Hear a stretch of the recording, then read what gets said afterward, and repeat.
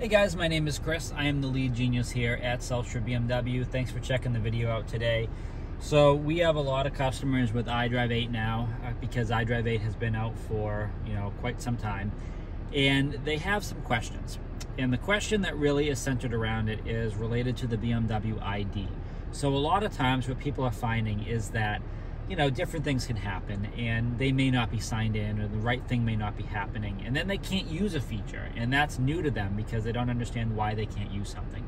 So I want to take a backtrack a little bit to understand iDrive 7, because iDrive 7 was the first operating system that we really introduced the BMW ID into it to kind of really fully use some of the functions.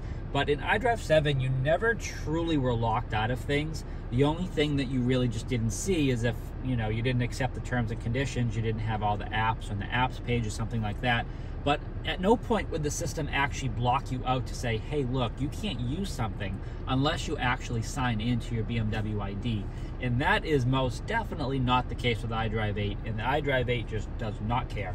So, which I think is kind of amazing. We're at that point now where, literally it's like a laptop. And I say it, if you go back all the videos I've ever made and all the years I've done this, and you count the amount of times I've related the cars to laptops, you're probably at 1 billion by now.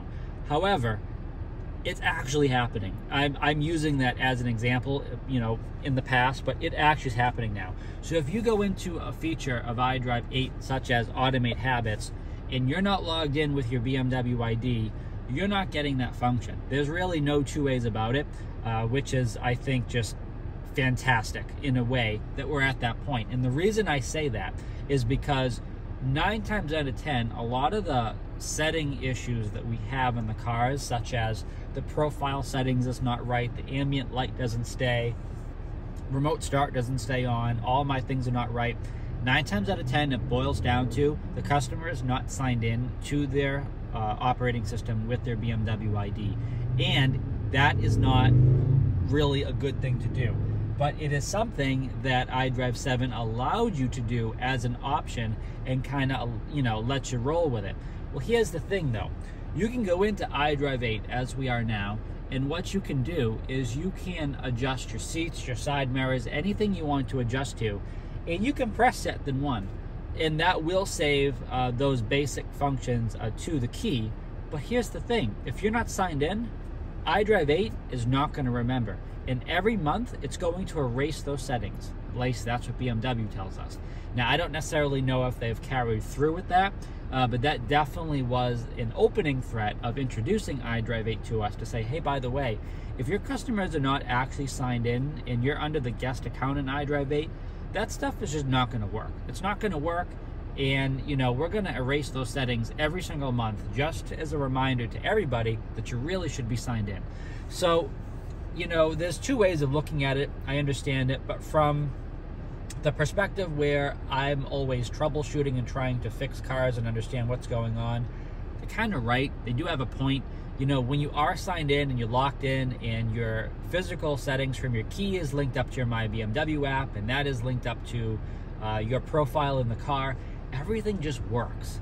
Everything just kind of clicks together, and there's really no way you can screw that stuff up. As long as it's set up the right way the first time by a genius, you're good to go. You don't have to worry about all this other stuff. If you want to make adjustments later down the road and readjust your seat, you can do it. And you can press set then 1 and override those settings and do everything you think you're doing. But that's not going to be captured and saved like forever. And you have to remember that you have the remote software upgrade, and that's going to update the software in the system.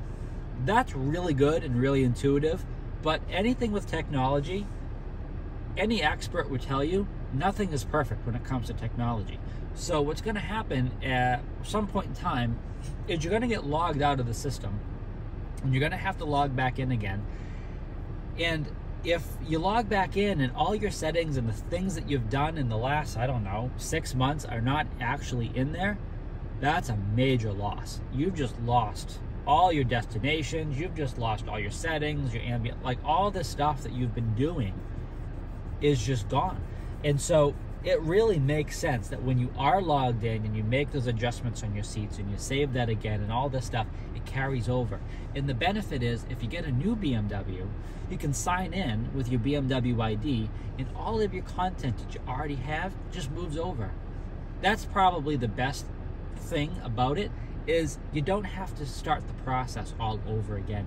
You snap the code when you first get in with the app and you're done. Your seats are there, your ambient light is there, your destinations are there, everything you have from your other car just comes right over. And again, this is specific to the operating system that you have. So you need to make sure that's on that same level. We're not talking about older iDrive systems, we're talking about the newest stuff. If you're at iDrive 8 and you're moving over to something else, you're in a good position, because all that stuff is going to be saved, locked in, and you're good to go. But you have to make sure you're signed in. That's a big thing. So if you pull down here and you go to BMW ID and it says guest, that's like the worst thing you could possibly see. You don't want to see guest.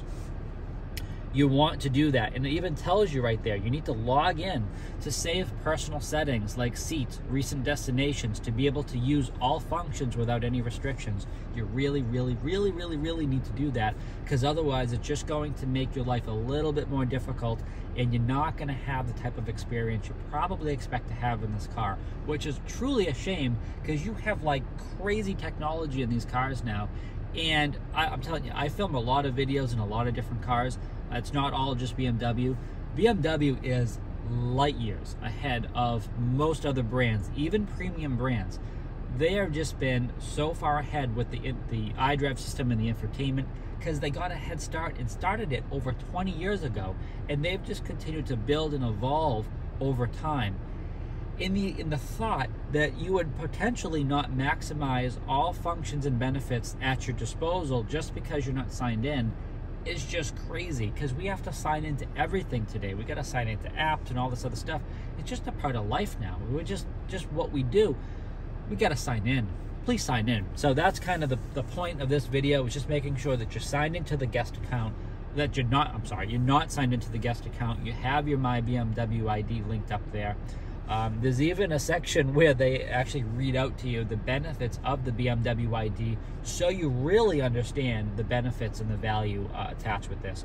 So that's kind of all I have. I just really wanted to kind of put that out there and make sure that you know you have to make sure you're signed in for certain functions. You need to make sure that if you want access to everything that you're going to have, including seat settings and destinations and all that good stuff, you need to get the BMW ID set up. One other important reminder about that: if you bought the vehicle from a BMW center, they did something called an ESA. That is an electronic subscribers agreement. They've already set up the initial foundation, if you will, to get this set up. So all you need to do is sit with a genius, go through your emails. There's an email sent from BMW. You're going to activate the terms and conditions, set that up, and then you're going to log into the My BMW app. That will be set up with the car. With the Genius, you'll be good to go with that. That's probably pretty simple, seamless process. You never need to register for a My BMW account if you purchase the vehicle from a BMW center, because they should be doing the ESA with you. Okay, so that's the important thing.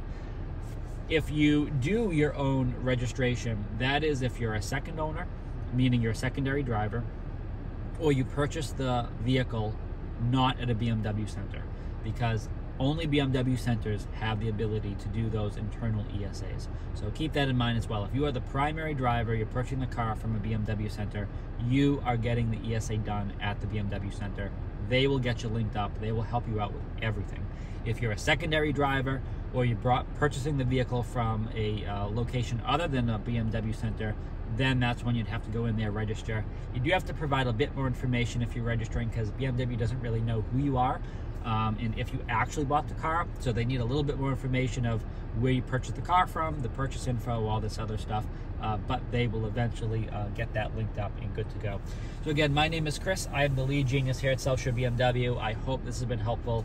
Please subscribe so you can always stay up to date with our latest content.